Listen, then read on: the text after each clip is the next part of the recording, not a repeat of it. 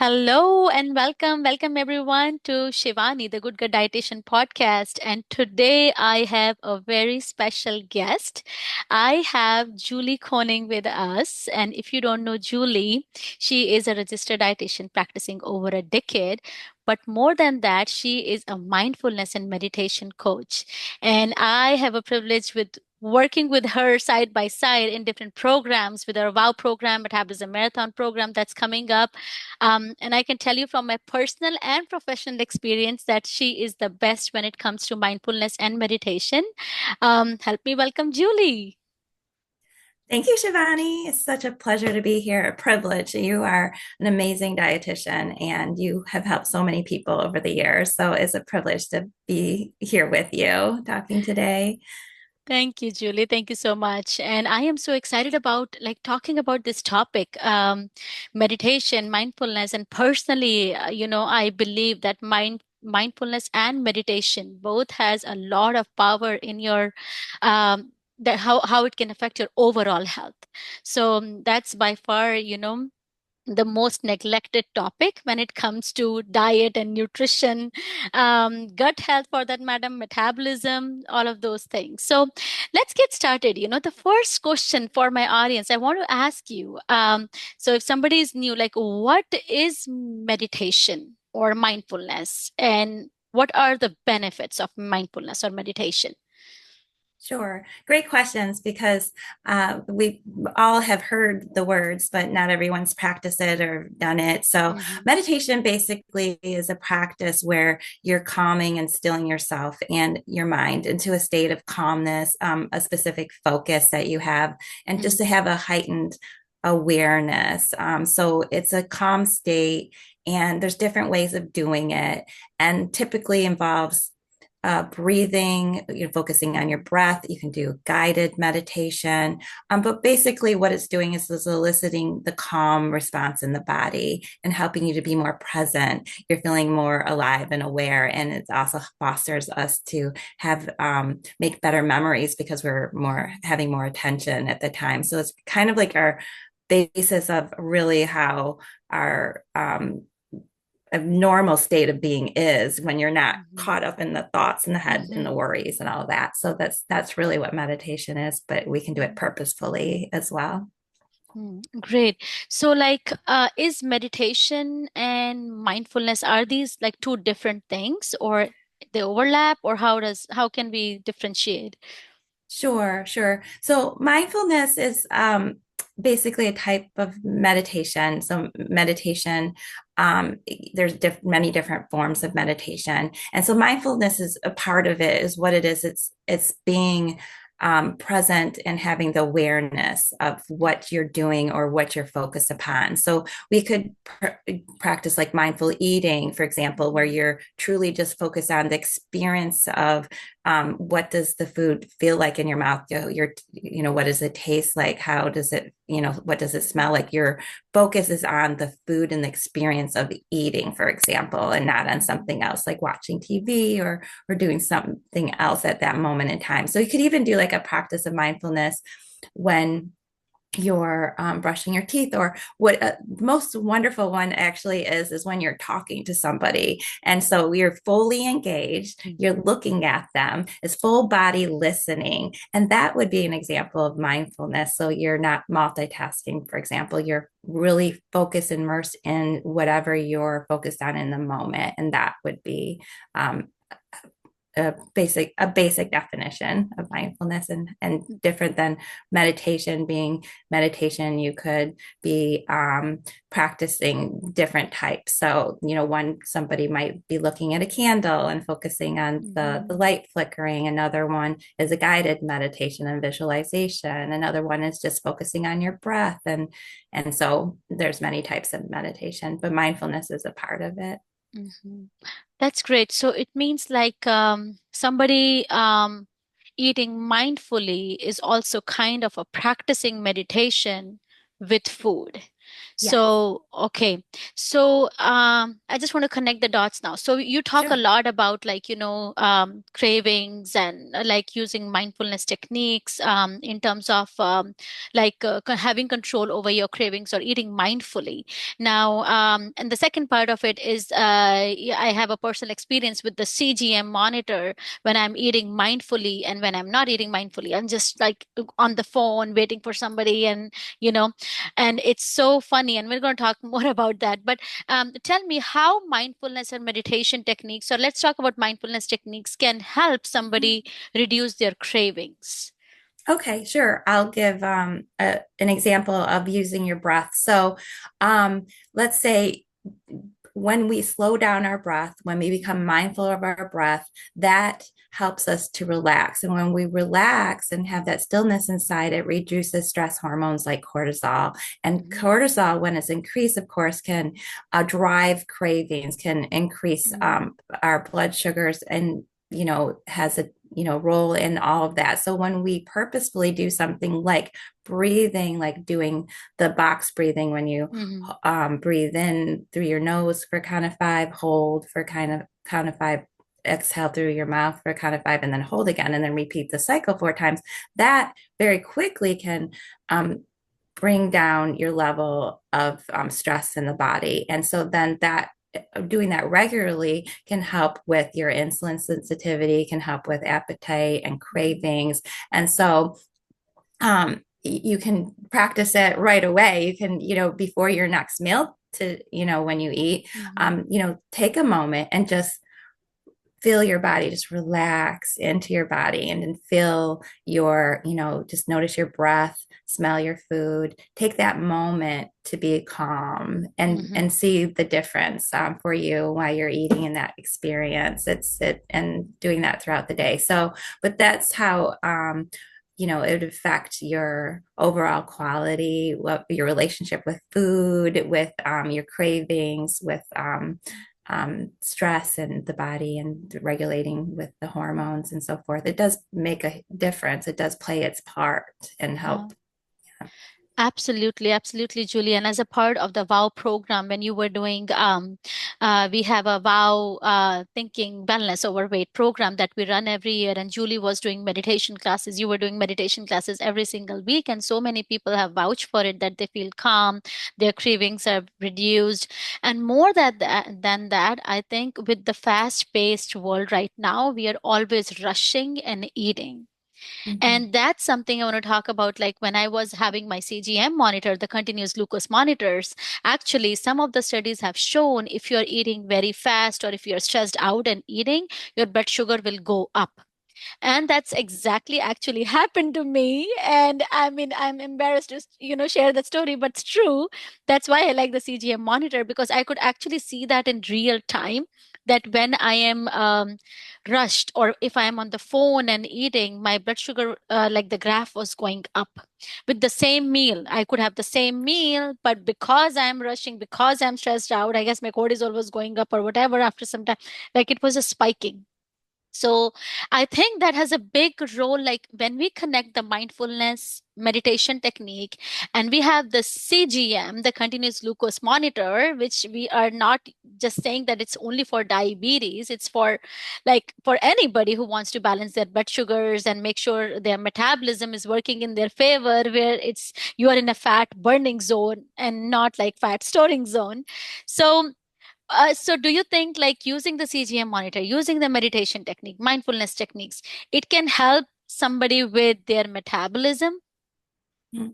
I do. I feel that in real time, you're able to really understand what your body's doing in its response to your Mm-hmm. everyday life. So, putting it on and then, going about your regular routine, and then taking that time and switching gears and seeing the differences like you Yeah. did, because the stress response in the body, the cortisol goes up, we have the adrenaline, and then we have that glucose released from the liver, and then that's going to spike just from that, and from Yeah. the stressful events, or just from everyday, like how are we managing our thoughts and Mm-hmm. feelings. So right. And so once we do that, if we take that time, it's just another, I know, habit building, habit stacking, it does take time, but it's so worth it. And then you'll see in real time the difference it's making. And then that motivates you even more to do that, which is going to help all areas of your Yeah. health.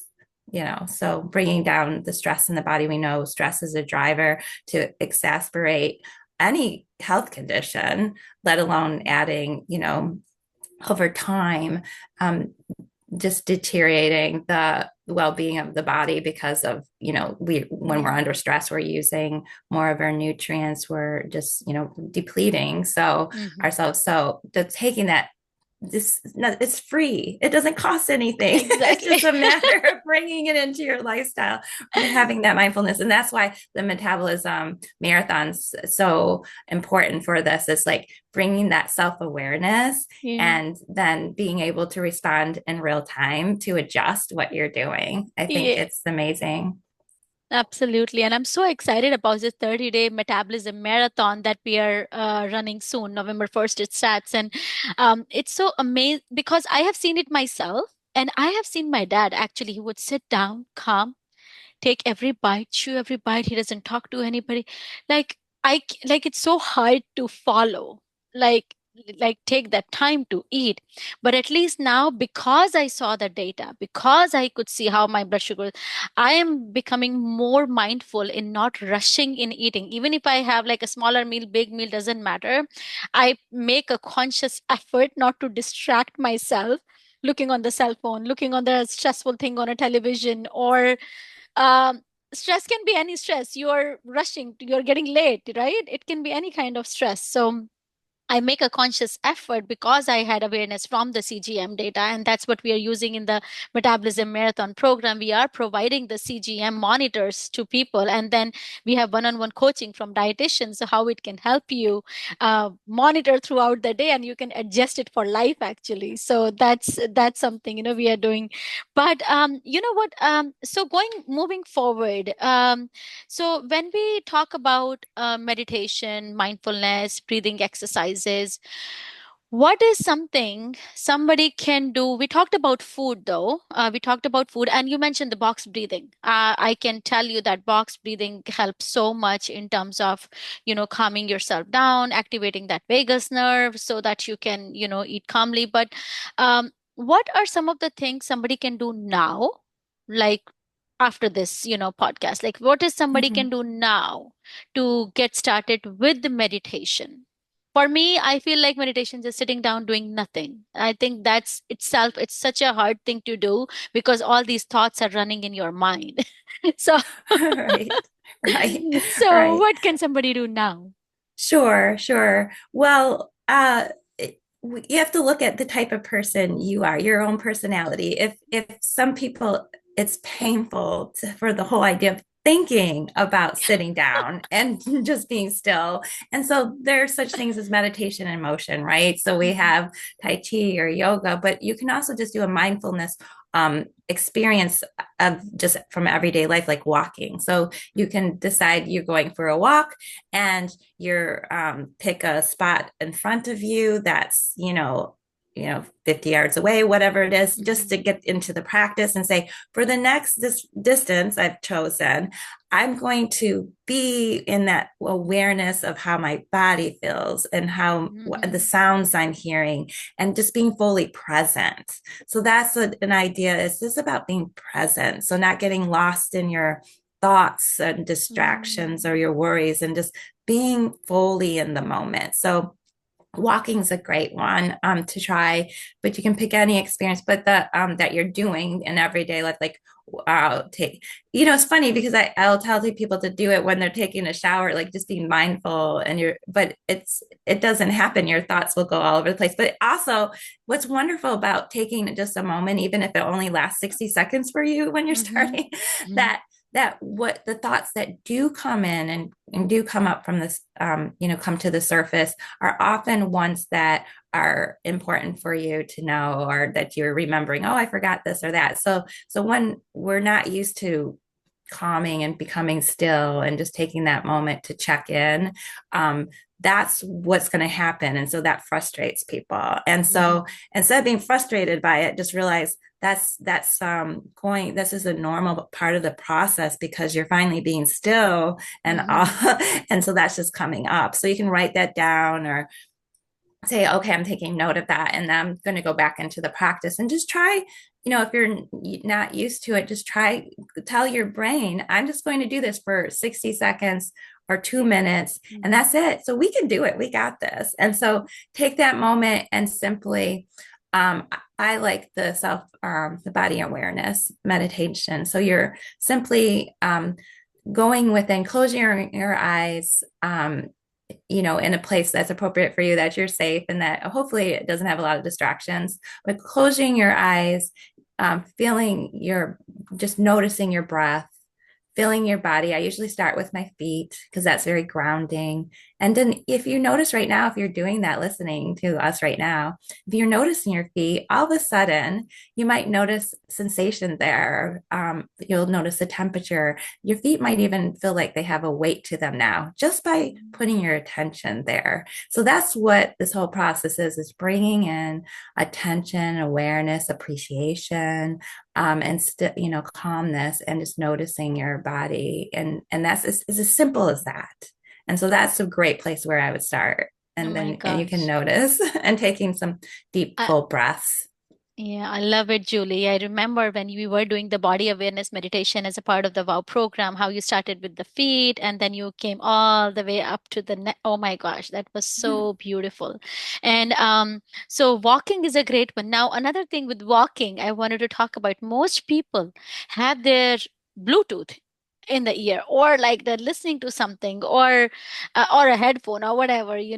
So do you recommend that? Because I know, like, when I'm walking, I'll just purposely leave. I have to make a habit of purposely leave my phone. But sometimes I feel, okay, that's the only time I can just listen to something, or listen to music, or listen to like some like a nice discourse or something. Uh, do you recommend that? Because I see most of the people, and it's so hilarious. In the beginning, when the Bluetooth came first, when people were like walking, I'm like, who is he talking to? Like, because you could see Right. that. So, like, what is your take on that? Should people do that, or they just, what should you do? Sure. Well, in my personal opinion, everything in moderation, right? Yeah. But the thing is that we got to get back to our inner knowing that we Mm. are part of nature. We're in nature, when we're in nature and fully in it, even if you're in a cityscape, there's trees still around typically, right? Mm. And to really feel your connection, feel you're part of the earth, the part of the world. It's so healing. And so when we're in, sometimes we need to do that. So we're multitasking. We're getting in our exercise and our steps in while we're taking a meeting and talking, or so I'm Yeah. not saying never do that, but make more time to just be present and be outside and be outdoors. Is so healing for us. And to really be, again, mindfulness is being present with your environment and Mm. how you're responding to it as well, and without judgment, with just being in that relaxed state and heightened awareness, is so healing.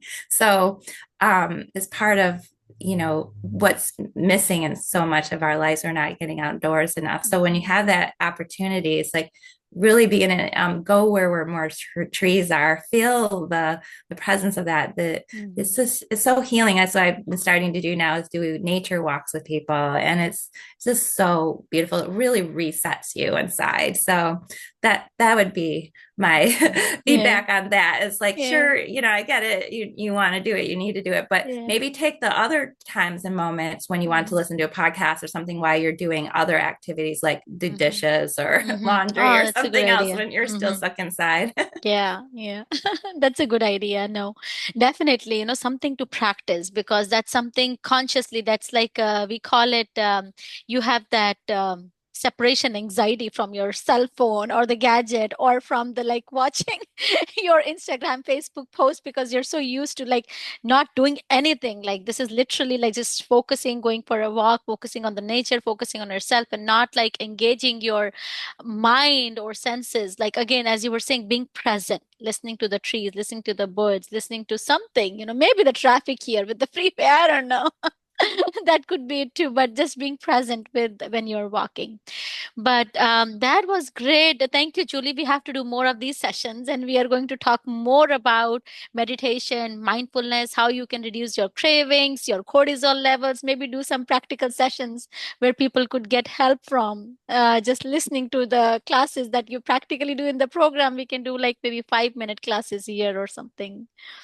That would be great. I'd love to do that. Yeah, great, great. Thank you so much. Thank you everyone for watching, and I invite you to the Metabolism Marathon program and a WOW program that will be starting next year in 2026. But right now we have a 30-day Metabolism Marathon where you get the CGM, you get appointments with the dietitian one-on-one, and you get to practice all of these things what we talked about today in real time by looking at your data. All right, thank you. Thanks, Julie. Thank you for coming. You're welcome. Thank you.